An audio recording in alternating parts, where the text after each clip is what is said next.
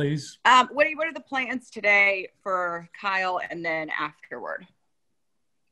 Probably, I was telling the guys before, I think we're probably not going to go Cody past 3, unless for some reason he has 20 pitches. I don't see us doing that probably for the next couple times out, to be honest with you. After that, we do plan on going to King. We activated him today, obviously, and I'm excited for John. He's worked really hard to get here, and another guy that hasn't pitched above A-ball, but we think that he's going to come in and compete and throw the ball over the plate. He's got really good stuff, and both guys do, to be honest with you. So it's a good, right-left kind of matchup, and we're excited about seeing him.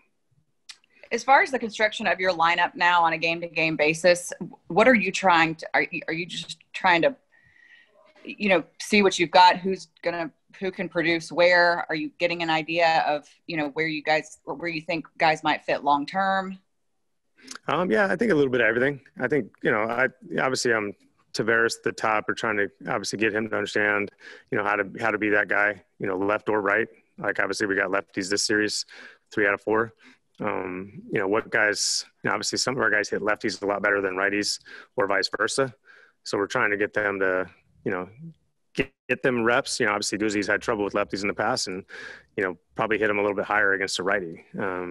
Same with, Kiner's been hammering lefties. We're trying to get him to understand how to handle the right-handed at bats, especially with the spin. So, Trevino has been doing a great job for us either way. I've obviously moved Chu down because of the lefty. Put Solak, who's been our best hitter right now, especially the last series in Houston. He was really good.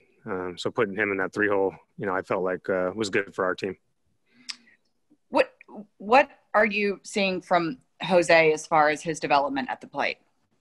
A lot. I've seen it over the last year and a half. It's been really, really impressive. He's made himself a very, very productive big league hitter who can handle, in my opinion, a lot of different types of pitching. Just based on the work that he does, his commitment to his swing, his mindset, his mentality. He can do a lot of things with the bat. He's obviously got really good bat to ball. So if we need a base hit, we need a line drive to right, we need a ground ball to right, if we need a double, he can drive a baseball. He can also use the whole field. So he can hit high spin. He can hit sinkers. He can hit spin in general. He handled some spin the other day, the slow one. He was one of the guys on Greinke's curveball that was actually able to stay kind of on it and drive it kind of like Solak. So there's not a lot of flaw there, but he works really hard at it. And he's put a lot of time in the last year and a half. And he's pretty much obsessed with becoming a very, very good offensive player, and it shows. Thanks, Ray. That's it for me. What else for Woody? Chris? I just have one, and it's mainly towards the younger prospects, Tavares, Tejeda, King, and Cody, guys who either haven't played at the AAA or AA level. Obviously there's a reason that they play AA and AAA, and they're getting thrust into playing at the major league level. And, obviously the opposing pitchers and opposing hitters are not going to take it easy on them. So what's the best way to handle them as their manager so that they don't get frustrated if they feel like they're not where they want to be? It's funny. I talked to John King today about that. And I think the biggest thing for me is that they keep improving. I told him, I'm like, listen, you could go out today and throw 3 scoreless, or you may give up 5. I'm like, obviously we'd love for you to go out and throw 3 scoreless, but the continual improvement, man, is what's necessary. And to understand, how your stuff plays and how to throw it, at no point in the history of the game have you, as a pitcher especially, you should understand exactly what your stuff does and how it works against, and there's proof that you can use that against major league hitters based on your stuff. The only difference is, sometimes guys get caught up in the moment. Maybe they, psychologically can't handle it. They get rattled. They get, whatever you want to call it. But that's something that we have to work through is to help our younger players. So when things do spiral, we have answers for them, and we talk to them after, and we can guide them through the process to say, hey, this is what happened. How are we going to keep that from happening next time? And I think it's on them. I say that they're hungry to learn and they're hungry to improve. We have answers for them. And the biggest thing that they can do is go out and compete. and let it eat, man, let it rip, knowing that their stuff is good enough to play at this level. And there's been so many young pitchers, in baseball the last, 4 or 5 years because of that have had success. And there's a little bit more understanding of, why they can be successful and how, than I think ever before. It's not we don't just throw them out in the ocean and say, sink or swim, man. Like, there's a lot of life rafts and ways to help them get back, in the boat. So it's, I love it. I love putting them out there. I think it's great, especially when guys have no fear of doing it. John King's he said he was a little nervous, but he's excited. There's more excitement than there is nervousness. And that's probably one of the biggest reasons why we're putting him in that spot. All right. Thanks. Other questions for Woody? Alex. Woody, I was just looking at the way this season has unfolded, and I mean, you've only had 4 games where you guys have lost by 5 or more runs. I mean, that's pretty good considering where you guys are at right now. Is that something that you're going to evaluate as the season goes, or is it just win or lose, that's it? No, we talk about we're talking about it right now. We had a meeting about it today with our offensive group. It's like to finally get over the hump. It takes a lot. It takes a lot from a team. It takes a lot from an individual standpoint of getting the big hit, of getting the good at bat, the quality at bat, the more consistent at bats. We've just, unfortunately this year have come up short, whether that's, a couple of at bats where we missed our opportunities, a couple pitches where we missed our opportunities on defense. We made a couple of mistakes, gave them a couple extra outs. You look at yesterday's game. I thought we played pretty good in Houston, to be honest with you. We played them tough for 3 games, and 2 2-out hits yesterday lost the game for us. One, our best pitcher gave up, and 2, was in the last inning. So we had 5 runs with 2 outs. If we execute both those pitches, or just somehow he pops it up or he lines out or, something like that, we win the game. So it's, but the thing is, our guys need to understand that when there's constant quality at bats, when there's constant quality executed pitches, you give yourself a chance to win games. And those close 1-run games may look like 1-run games, from the bystander, but we know inside that we outplayed them, and we say we won that game because of this, and this. So there's just a few, man. We're just like a couple of at bats short every night, a couple of pitches short every night, and once we get over the hump and now we actually execute those plays, that's when we start actually winning baseball games. And we're not too far off, but listen, we got to play better, and we all know that. They know that, but we got to keep learning. Does it get exhausting when a team, even on the victories, they're all relatively close, and there really hasn't been a game this year where you guys ran away early on? Does that exhaust the team? I hope so. I wanted to. I want us to build up our mental toughness and our mental endurance. Like, if you're a good team, if you're a great team, you're going to have to deal with those situations over and over and over and over again throughout the course of a 162-game season. So I want our players to be exhausted. I want our players to be mentally exhausted, because if we're losing by 6 every night, there's no exhaustion in that. They're not building any toughness up. They're not, being able to handle, 9 innings of stressful baseball, every night. The great ones can do that. That's just a fact. Like, the great players can do that every single night, and it becomes easier because they're just like, no, this is how we play. We want to play close games. We want to win every day. I wouldn't want it any other way. So it's a challenge, especially for younger guys, because you can see sometimes they have 3 quality bats, and then all of a sudden the 4th at bat, it's not there. And that's where a conversation has to happen, and say, we can't let up.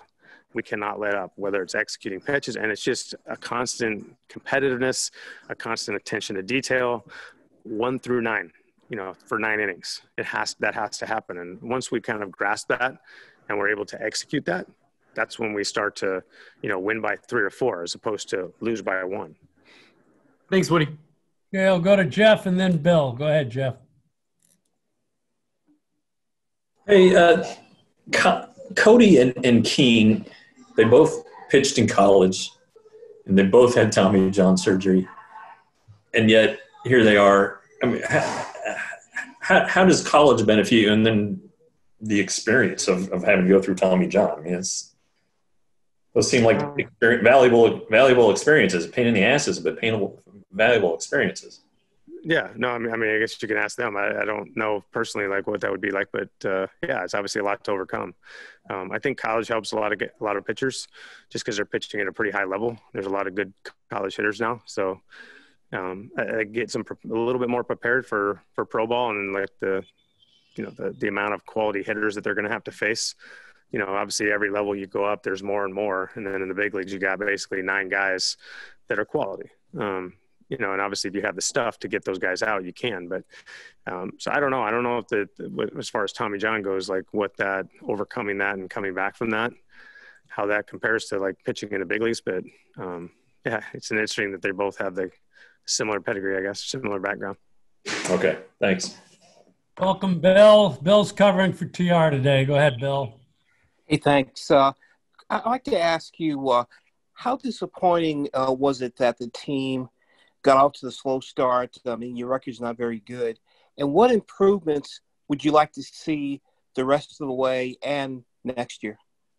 Yeah, I think we had a lot of expectations, I think, coming in the year. We're not going to make excuses as to why, but we have had some key injuries in the beginning that kind of derailed us. We didn't really play well. We haven't swung the bats like we'd like.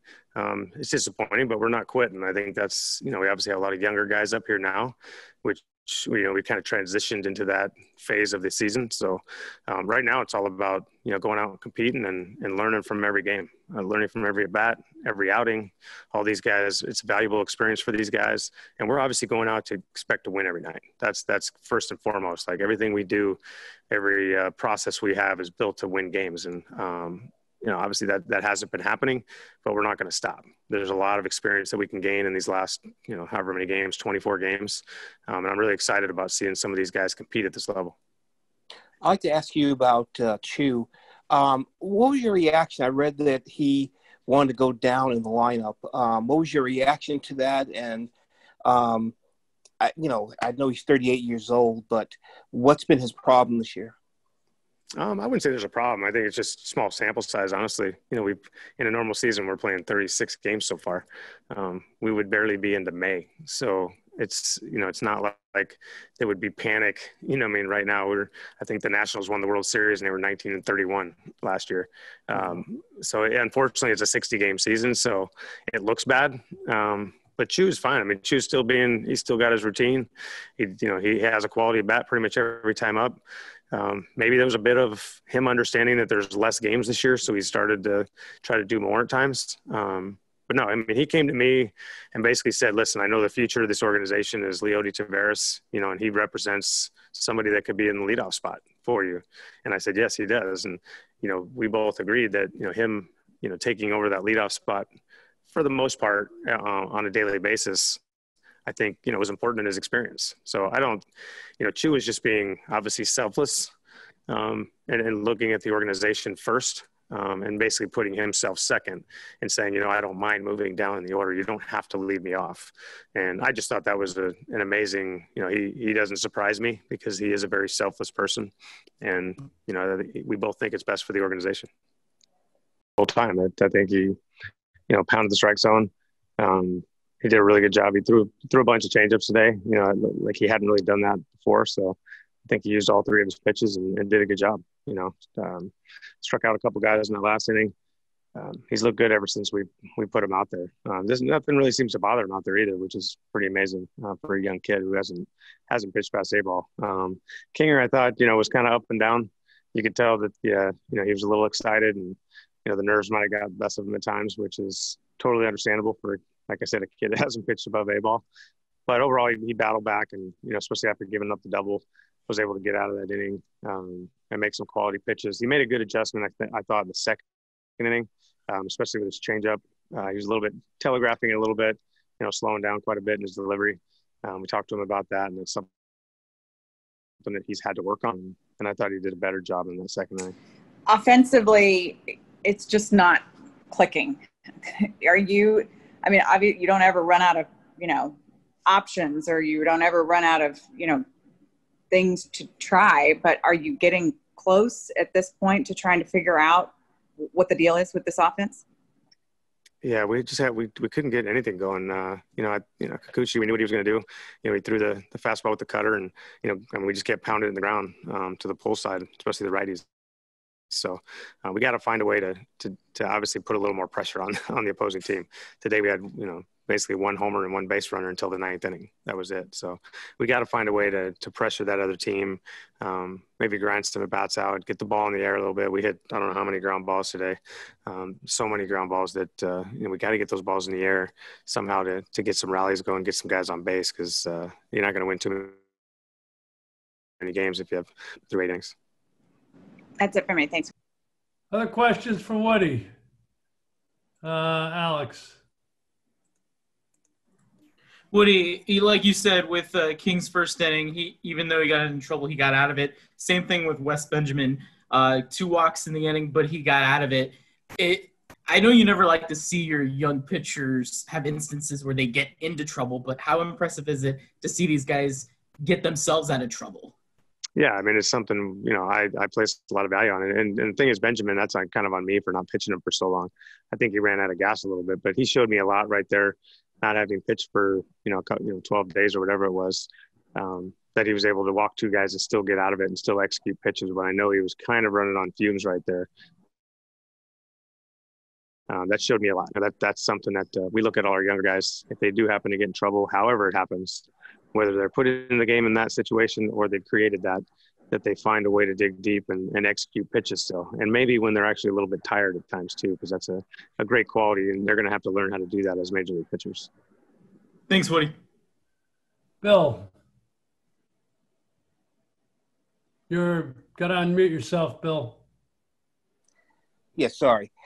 Chris, I got to ask you, how do you get out of the slump? I know you can't do it by yourself, but it's I'm not gonna lie, it's tough to watch at times.